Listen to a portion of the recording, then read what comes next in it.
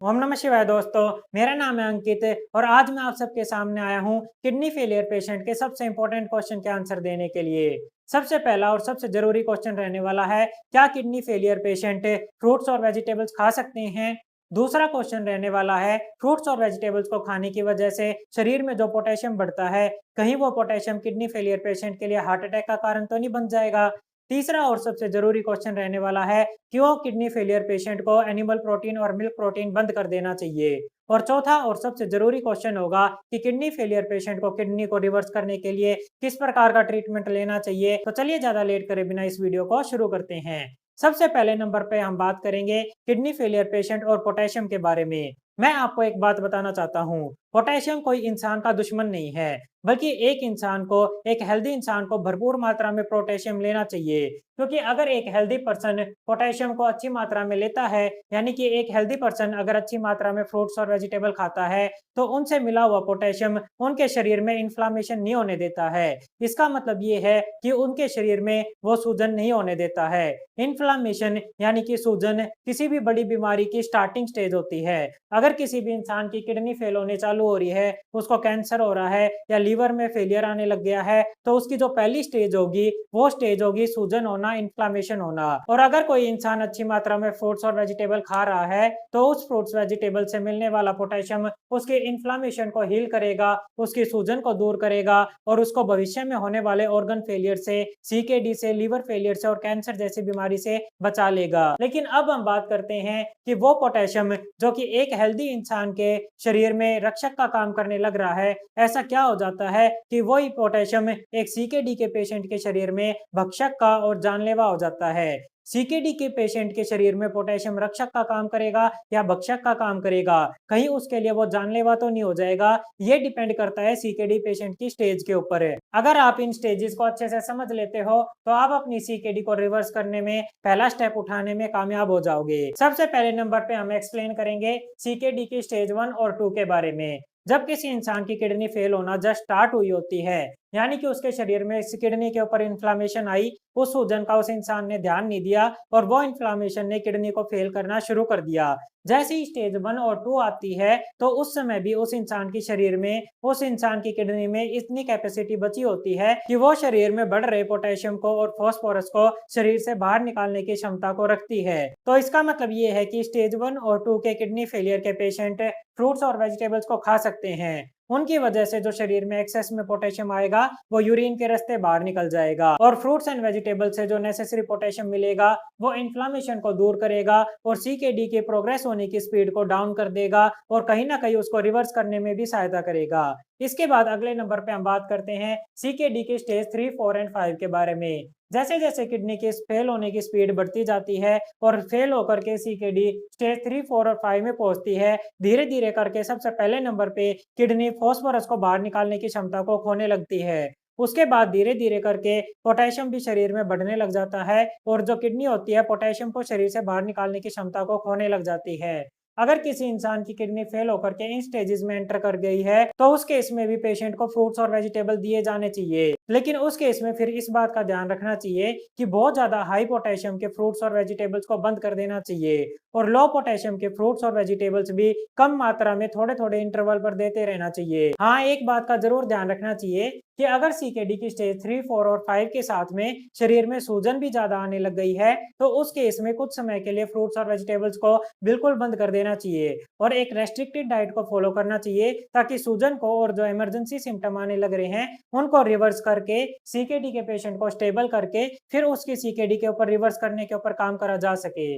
इसके साथ साथ में अगर पेशेंट डायलिसिस पर पहुंच चुका है, यानी कि पेशेंट का डायलिसिस शुरू हो गया है, तो भी सीकेडी पेशेंट में कुछ मात्रा में फ्रूट्स और वेजिटेबल दिए जा सकते हैं। उससे पहला बेनिफिट तो ये मिलेगा कि किडनी फेलियर की वजह से बाकी के ऑर्गन्स के ऊपर जो नेगेटिव इफेक्ट आने लग रहा होगा, उस नेगेटिव इफेक्ट को और उस इन्फ्लामेशन को फ्रूट्स एंड वेजिटेबल से मिल रहे पोटेशियम की सहायता से दूर करा जाएगा। वहां पर इन्फ्लामेशन को अवॉइड करके बाकी के ऑर्गन्स को सेव रखा जा सकता है। उसके साथ साथ जब डाइट रूटीन और ट्रीटमेंट के साथ में जब पेशेंट डायलिसिस को कंटिन्यू रखेगा, तो डायलिसिस के साथ में पहले पेशेंट की किडनी को रिवर्स करके स्टेज 4 और स्टेज 3 में लेके जाया जाता है, फिर डायलिसिस को बंद करके उसके ऊपर आगे रिवर्स करने के ऊपर काम करा जा सकता है। इसके बाद अगले नंबर पे मैं आपको बताना चाहूँगा कि ऐसे कौन से सिम्पटम्स आते हैं जिनका विशेष करके ध्यान रखना चाहिए ताकि पेशेंट को ये पता चल जाए कि अब मेरे शरीर के अंदर में पोटेशियम और फास्फोरस बढ़ने लगा है और अब मेरे को फ्रूट्स और वेजिटेबल्स को रेस्ट्रिक्ट कर देना चाहिए। सबसे पहला और सबसे ज़रूरी जो सिम्पटम रहता है वो होता है इरेगुलर हार्ट बीट। अगर किसी भी किडनी फेलियर पेशेंट की हार्ट बीट इरेगुलर होने लग रही है, कभी तो उसका हार्ट बीट बहुत ज़्यादा बढ़ जाता है, कभी बहुत ज़्यादा डाउन हो जाता है, तो उसको ये समझ जाना चाहिए कि उसके शरीर में पोटेशियम की मात्रा ज़्यादा बढ़ने लग रही है और अब उसको फ्रूट्स और वेजिटेबल्स को कंज्यूम करना कम कर देना चाहिए। दूसरे नंबर पे पेशेंट को अगर कहीं पे चेस्ट में पेन होने लग रहा है या उसको ज़्यादा घबराहट होने लग रही है, तो भी उसको समझ जाना चाहिए कि उसके शरीर में टॉक्सिन बहुत ज़्यादा बढ़ने लग रहे हैं और उसको उन टॉक्सिन्स को कम करने के ऊपर ध्यान देना चाहिए और जैसे ही वो उनको नॉर्मल रेंज में लेकर के आएगा, उसके सिम्पटम्स में आराम आ जाएगा, उसका जो दर्द होने लग रहा था, वो नॉर्मल हो जाएगा।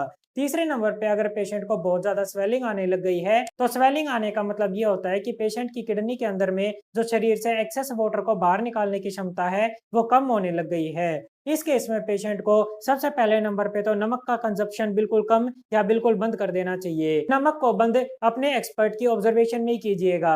ऐसा इस वजह से क्योंकि किडनी फेलियर पेशेंट में अगर नमक एकदम से बिल्कुल बंद कर दिया जाता है, तो लो बीपी होने की वजह से उसको बेहोशी या इमरजेंसी कंडीशन हो सकती है। तो अगर स्वेलिंग आने लग गई है और पेशेंट नमक बंद करने लग रहा है, तो अपने एक्सपर्ट की गाइडेंस में और उससे सलाह लेकर कुछ लिमिटेड टाइम के लिए ही नमक को बिल्कुल बंद या बिल्कुल चेंज कर दीजिएगा। इसके बाद अगले नंबर पे अगर किडनी फेलियर पेशेंट को शरीर में खुजली होने लग गई है, खुजली होने के साथ में रेड रेड पैचेस आने लग गए हैं, तो भी उसको ये समझ जाना चाहिए कि उसके शरीर में फास्फोरस बढ़ने लग रहा है। ऐसे टाइम पे फिर उसको हाई फास्फोरस वाले फूड को बंद कर देना चाहिए या बिल्कुल कम कर देना चाहिए, तो उससे उसके शरीर में जो इमरजेंसी सिम्पटम आने लग रहे हैं, उनमें आराम पाया जा सकता है। इसके बाद अगले नंबर पे मैं तीसरे क्वेश्चन का आंसर देना चाहूँगा कि क्यों किडनी फेलियर पेशेंट को एनिमल प्रोटीन और मिल्क प्रोटीन को बंद कर देना चाहिए। प्रोटीन की कंजप्शन की वजह से शरीर में एमिनो एसिड बनते हैं, उसको कंज्यूम करके शरीर को एनर्जी और मसल्स को स्ट्रेंथ मिलती है।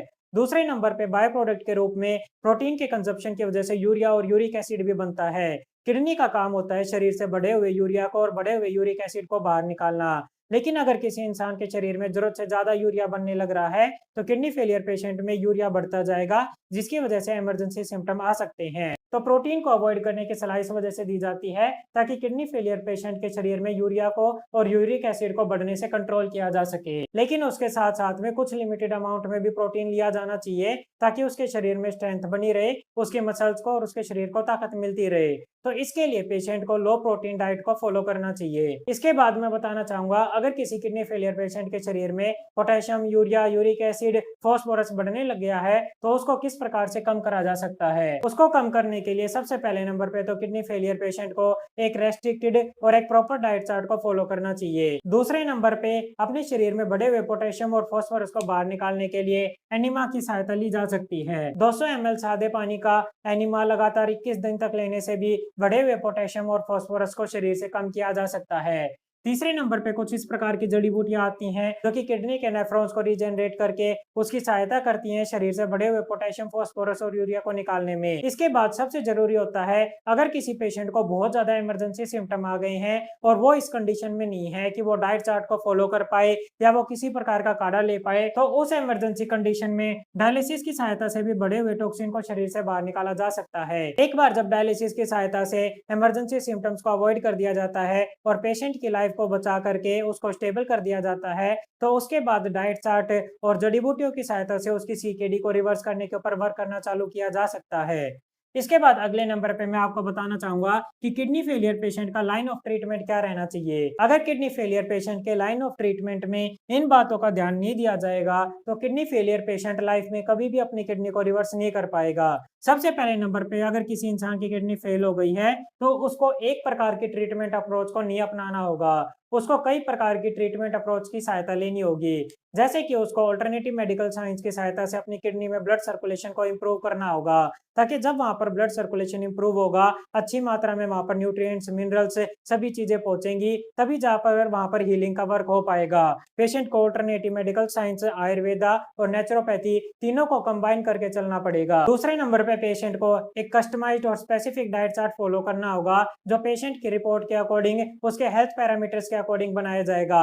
उस डाइट चार्ट को फॉलो करके पेशेंट अपनी सीकेडी को रिवर्स करने के ऊपर काम करना चालू कर सकता है। तीसरे नंबर पे किडनी फेलियर पेशेंट को अपनी डाइट रूटीन के साथ में कुछ जड़ी बूटियों को ऐड कर देना चाहिए। जड़ी बूटियां पेशेंट की रिपोर्ट्स के अनुसार और पेशेंट की कंडीशन के अकॉर्डिंग बताई जाती हैं। उन जड़ी बूटियों को पेशेंट को अपने रूटीन में इस प्रकार शामिल कर देना चाहिए जैसे कि वो उनकी एक डेली हैबिट का हिस्सा हो गई हो। जब उन जड़ी बूटियों को पेशेंट लगातार लंबे समय तक कंज्यूम करते रहेंगे तो धीरे धीरे करके वो सीकेडी को रिवर्स करने में और किडनी को हील करने में अपना इफेक्ट डालेंगी और वो सीकेडी को रिवर्स करने में सहायता करेंगी। इसके बाद अगले नंबर पे पेशेंट को एक स्पेसिफिक ट्रेनिंग को फॉलो करना चाहिए जो कि किडनी को हील करने के लिए डिजाइन की गई है। पेशेंट अगर एक जनरल एक्सरसाइज केवल कपालभाति प्राणायाम को भी फॉलो करता है तो भी उसको बहुत अच्छे रिजल्ट देखने को मिल सकते हैं। लेकिन अगर वो हमारी ऑब्जर्वेशन में एक कस्टमाइज्ड ट्रेनिंग जो किसी के पेशेंट के लिए बनाई गई है उसको फॉलो करना चाहता है तो नीचे दिए गए व्हाट्सएप नंबर पर अपनी रिपोर्ट्स को भेज करके ट्रेनिंग प्रोग्राम को ज्वाइन कर सकता है। इसके बाद अगले नंबर पे अगर किडनी फेलियर पेशेंट अपनी किडनी को रिवर्स करने के लिए सबसे बेस्ट रिजल्ट चाहता है तो उसको दो काम करने होंगे। पहले नंबर पे तो किडनी फेलियर पेशेंट को खुद से एफर्ट्स लगाना सीखना होगा। दूसरे नंबर पे अपनी बीमारी को लर्न करके उसको हील करने के ऊपर लगातार प्रयास करने होंगे तो डेफिनेटली वो अपनी सीकेडी को रिवर्स करने में कामयाब हो सकता है। अगर आप हमारी ऑब्जर्वेशन में ट्रीटमेंट लेना चाहते हो या हमारा सीकेडी प्रोटोकॉल ज्वाइन करके अपनी सीकेडी को रिवर्स करना सीखना चाहते हो तो नीचे दिए गए नंबर के ऊपर व्हाट्सएप मैसेज करके अपना ट्रीटमेंट शुरू करवा सकते हो। इस प्रकार के हेल्थ रिलेटेड वीडियोस को जानने के लिए हमारे चैनल को सब्सक्राइब कर लीजिएगा और बेल आइकन का बटन दबा लीजिएगा। Thank you very much. Have a nice day. ओम नमः शिवाय।